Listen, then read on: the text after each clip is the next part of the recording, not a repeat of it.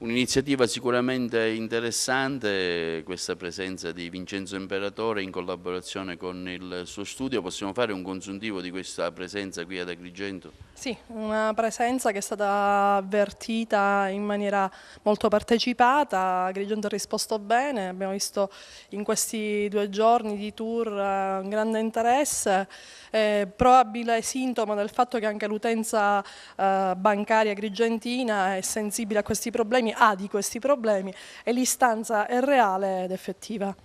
Una collaborazione che nasce qui ad Agrigento fra lo studio dell'avvocato Russello Ornella e InMind.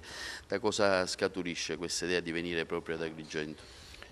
Venire proprio da Agrigento nasce dal fatto che la stima nei confronti dell'avvocato Russello, come dire, manifestatasi nel corso di questi ultimi 2 anni, mi ha permesso, come dire, di fare una scelta sul territorio siciliano e pensare che una persona davvero indipendente, io sono sempre alla ricerca di collaboratori che siano assolutamente indipendenti, di una persona intellettivamente indipendente mi permette, come dire, di affrontare questo percorso tenendo presente che, insomma, che a distanza di 600-700 km ci sia un alter ego di Imperatore che ragioni allo stesso identico modo. Ecco, cosa può fare oggi un cliente che viene tartassato dalle banche?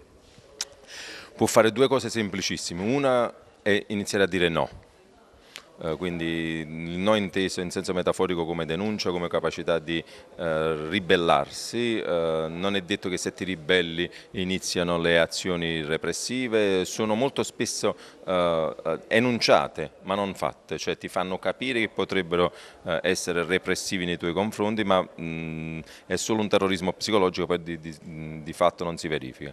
E due, come ripeto spesso, affidarsi a consulenti che siano effettivamente indipendenti, quindi non collusi, non in conflitto di interessi con quegli istituti e che facciano effettivamente gli interessi dei clienti e non delle banche. Avvocato, Agrigento che piazza è? Ultima in classifica, quanti casi ci sono? Agrigento comincia a rispondere bene, la gente è più consapevole di essere non soltanto utenza, ma essere, diciamo, portatori di diritto anche nei confronti delle banche. Prima si aveva un po' più di timore, adesso c'è un po' più di informazione, probabilmente anche il mondo telematico ci aiuta, la gente approfondisce, conosce e veicola poi le proprie istanze verso quelli che dovrebbero essere consulenti seri. Noi speriamo di esserlo, di poter essere al servizio di questa utenza con tutte le buone premesse, tutta la buona volontà e grande esperienza.